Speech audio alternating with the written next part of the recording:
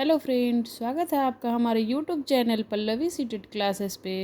आज हमारा टॉपिक है प्रिंसिपल्स ऑफ चाइल्ड डेवलपमेंट। आज हम लोग बात करने वाले हैं बाल विकास के सिद्धांत के बारे में। तो बाल विकास के टोटल सिद्धांत 12 हैं। इसमें से कुछ वीवीआई है जो सीटेड में पूछे जाते हैं। जो वीवीआई है उसके आगे मैं वीवीआई लिख दूंगी। और आज मैं लॉन्ग वीडियो में बात करने जा रही हूँ ये टोटल 12 सिद्धांत के बारे में डिटेल में। फर्स्ट है हमारा निरंतरता का सिद्धांत। निरंतरता के सिद्धांत से तात्पर्य ये है दोस्तों, देखिए निरंतरता का मतलब ही होता है हमेशा। निरंतरता मतलब हमेशा। ये जो निरंतरता का सिद्धांत मतलब जो है विकास जो है ना, हमेशा चलने वाली प्रक्रिया है। मतलब वो कभी रुकती नहीं है, हमेशा चलती है। माँ के गर्भ से शुरू होती है और मृत्यु उपरांत चलती रहती है। जब बालक गर्भ में होता है, जब बच्चे गर्भ में होते हैं तब से शुरू होती है और जब तक मृत्यु नहीं होता है तब तक वो कंटिन्यू चलती रहती है। छोटे से नग्न आकार जो होता है एकदम छोटे से छोटा से चीज़ से शुरू करती है और सभी पक्षों में अपना विकास कंटिन्यू करती है, हमेशा करते रहती है। शारीरिक विकास, मानसिक विकास, सामाजिक विकास, सभी विकास जो है निरंतरता के गुण के कारण भली भांति संपन्न करते हैं। हमारा दूसरा है समान प्रतिमान का सिद्धांत। इस सिद्धांत से तात्पर्य है ये भी समान प्रतिमान के सिद्धांत। इस सिद्धांत से ये तात्पर्य है, देखिए बालक जो है, हर बालक का विकास अलग अलग होता है, वृद्धि अलग अलग होता है। लेकिन होता क्या है, जो है बालक अपने व्यक्तित्व के अनुसार विकास भी करता है और वृद्धि भी करता है। दो बालक तो एक जैसे नहीं हो सकते हैं ना। तो दोनों बालक अलग अलग होते हैं। तो जिसका जितना अच्छा व्यक्तित्व होगा वो अपना विकास और वृद्धि उस अकॉर्डिंग करता है। थर्ड है हमारा विकास क्रम की एकरूपता का सिद्धांत।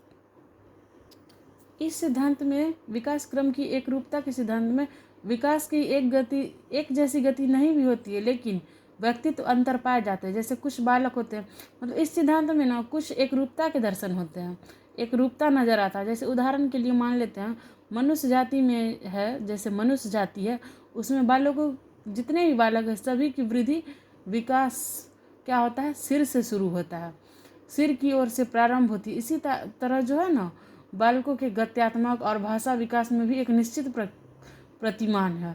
इसमें दर्शन किए जाते हैं एकरूपता का। एकरूपता जैसे कोई कोई चीज़ में एकरूपता देखा जाता है, उसी को कहते हैं विकास क्रम की एकरूपता का सिद्धांत।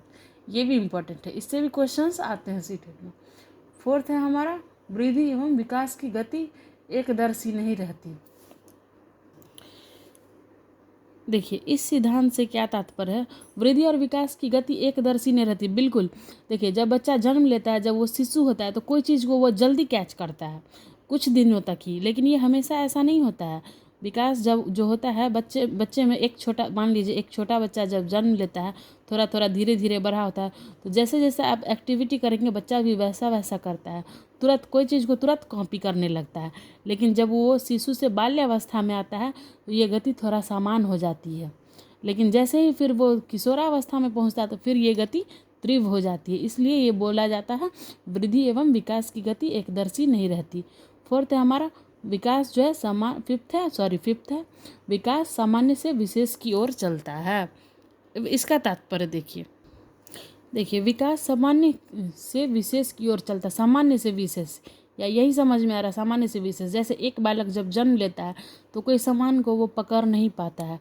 पकड़ने के लिए वो क्या करता है, हाथ पैर मारता है, उसको टच करता है, कोशिश करता है पकड़ने का, गिराने का, लेकिन वो बाद में जाके पकड़ने लगता है। तो ऐसा सभी बालकों में होता है। तो यही हो गया सामान्य से विशेष की ओर चलता है। उदाहरण के लिए बताते हैं, जैसे एक बच्चा जब जन्म लेता है तो वो रोता है। तो रोता कैसे है, रोने के लिए वो पूरा जी जान लगता है, सभी अंग को हिलाने लगता है, इस पूरा जोर लगा के रोता है। जब वो धीरे धीरे समझ में आने लगता है तो वो फिर सामान्य होता है। इसलिए सामान्य से विशेष की ओर चलता है। फिर वो क्या करता है, अंक से समझ में आ जाता है, उसको भाषा से समझ में आने लगता है कोई कोई चीज़। ये वोकल सिस्टम है। सिक्स्थ है हमारा परस्पर संबंध। जैसे हम बताए थे शारीरिक मानसिक, पिछले वीडियो में बताए थे बाल विकास के बारे में। जो ये सभी, इसका सभी आयाम जो है ना, शारीरिक मानसिक सामाजिक संवेगात्मक आदि एक दूसरे से परस्पर संबंधित है। परस्पर, ये सभी आयाम जो है ना एक दूसरे से परस्पर संबंधित है। उदाहरण के लिए मान लेते हैं, जैसे कोई भी बच्चा है, उसका औसत से अधिक वृद्धि होता है। जैसे शारीरिक और सामाजिक की दृष्टि में भी वह काफ़ी आगे बढ़ पाते हैं, लेकिन दूसरे क्षेत्र में उसमें कमी आ जाता है। तो एक दूसरे से सभी संबंधित है। इस वही हो गया परस्पर संबंध का सिद्धांत। जैसे एक का शारीरिक विकास और मानसिक विकास, सामाजिक, सभी एक दूसरे से संबंधित है। यदि एक विकास अच्छे से हो रहा है शारीरिक, उस बच्चे का मानसिक विकास भी अच्छा होगा, सामाजिक विकास भी अच्छा होगा। लेकिन दूसरी ओर कोई किसी न किसी दूसरे क्षेत्र में, तीसरे क्षेत्र में उसमें कमी पाने समझ में आने लगता है। जो इस क्षेत्र में कमी है, जैसे बौद्धिक विकास में भी उतने पीछे ही रह जाते यदि उसका संवेगात्मक, सामाजिक, बौद्धिक विकास भी यदि अच्छे से नहीं होता है तो। उसके बाद है हमारा 7th एकीकरण का सिद्धांत।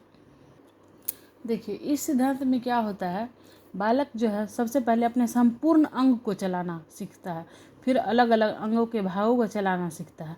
उसके बाद क्या होता है, फिर उसको उस भागों को जैसे वो सीखता है तो उसको एकीकरण सीखता है, अलग अलग करके करना, यही एकीकरण है। जैसे मान लीजिए, उदाहरण के लिए मान लीजिए, जैसे एक बालक है, वो पहले एक बालक जो है पहले अपना पूरा हाथ को हिलाता है, फिर उंगलियों को, फिर हाथ और उंगलियों को एक साथ चलाना सीख जाता है। जब छोटा बच्चा जन्म लेता है तो उसको समझ में नहीं आता है जो वो पूरा हम कैसे कर पाएँ। ये एकीकरण के सिद्धांत में यही बताया गया है। जो पहले बालक जो है अपने पूरे हाथ को हिलाता है, फिर उंगलियों को, सब कुछ अलग अलग करके देखता है, फिर सबको एक साथ करके चलना सीखता है। यही हो गया एकीकरण का सिद्धांत। हमारा 8वां है विकास की भविष्यवाणी की जा सकती है। देखिए, इससे तात्पर्य है विकास की भविष्यवाणी की जा सकती है, इससे ये तात्पर्य है, जैसे देखिए विकास की बिल्कुल भविष्यवाणी की जा सकती है। यदि हम किसी बच्चे को देखते हैं, कोई बच्चा किस फील्ड में आगे जा रहा है, तो हम ये कह सकते हैं, जैसे उस बच्चे के पास 5-6 ऑप्शन है, किसी चीज़ में वो अच्छा कर रहा है, किसी चीज़ में नहीं अच्छा कर रहा है, किसी चीज़ में बहुत बेटर ही कर रहा है, तो उससे हम बता सकते हैं बच्चा इस चीज़ में बेटर कर रहा है, इसको इस चीज़ में जाना चाहिए। विकास की भविष्यवाणी की जा सकती है, इसका ये मतलब हुआ। जैसे मान लेते हैं एग्जाम्पल के लिए, देखिए एग्जाम्पल के लिए मानते हैं एक बालक है, उसका यदि मान लेते हैं हाथ का यदि हम एक्सरे करवाते हैं, तो उस एक्सरे देख के तो उस बच्चे का हाथ का ढांचा समझ में आ जाता है ना, जो इस बच्चे का आकार, प्रकार, ढांचा वगैरह कैसा है। इसलिए उसका मानसिक स्थिति देख के पूर्वानुमान लगाया जा सकता है कि इस बच्चे के लिए कौन सा फील्ड ज़्यादा बेटर होगा। इसमें ये हो गया। फिर 9वां है विकास की दिशा का सिद्धांत। देखिए, विकास की दिशा के सिद्धांत में है, जैसे कोई भी बालक है उसका पूर्व से ही निर्धारित रहता है जो विकास, यदि बच्चा इस दिशा में अच्छा कर रहा है तो ये इसी दिशा में जाना चाहिए। जैसे कोई भी फील्ड है, यदि इस फील्ड में बच्चा यदि अच्छा कर सकता है तो उस बच्चे को उसी फील्ड में भेजना चाहिए। ये विकास के सिद्धांत से वही पहले से ही वो उसका पूर्व से ही निर्धारित रहता है जो इस दिशा में बच्चा जाएगा, यदि वो इसमें अच्छा कर रहा है तो उसको वैसे जाना भी चाहिए। जैसे मान लेते हैं हम बालक क्या होता है, बालक सबसे पहले अपने सिर और हाथ की गति पर निरंतर करना सीखता है और फिर टांगों पर। देखिए, बच्चा जब जन्म लेता है,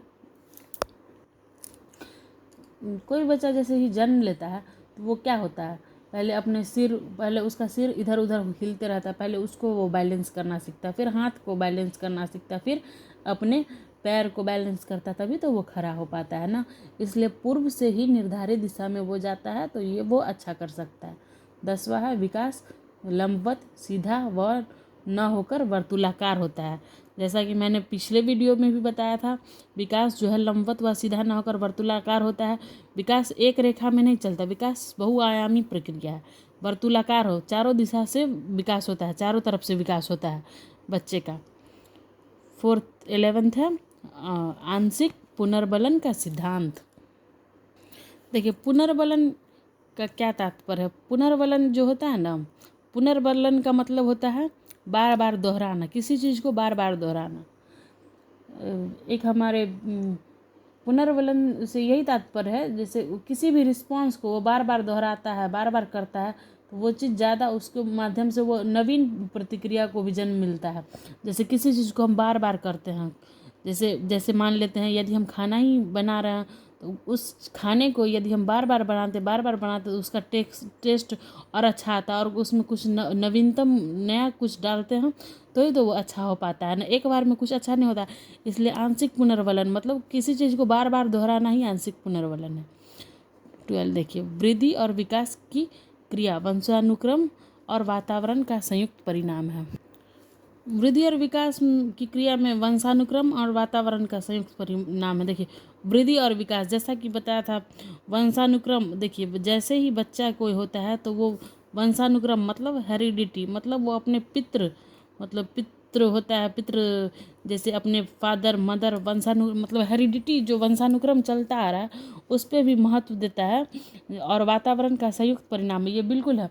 देखिए जैसे मान लेते हैं वहाँ देखिए दूसरे शब्दों में हम कहते हैं वृद्धि और विकास की प्रक्रिया में वंशानुक्रम को जहाँ आधार का कार्य करता है, वहीं वातावरण जो है इस आधार पर बनाए जाने वाले व्यक्तित्व संबंधी भवन के लिए आवश्यक सामग्री एवं वातावरण जुटाने में सहयोग देता है।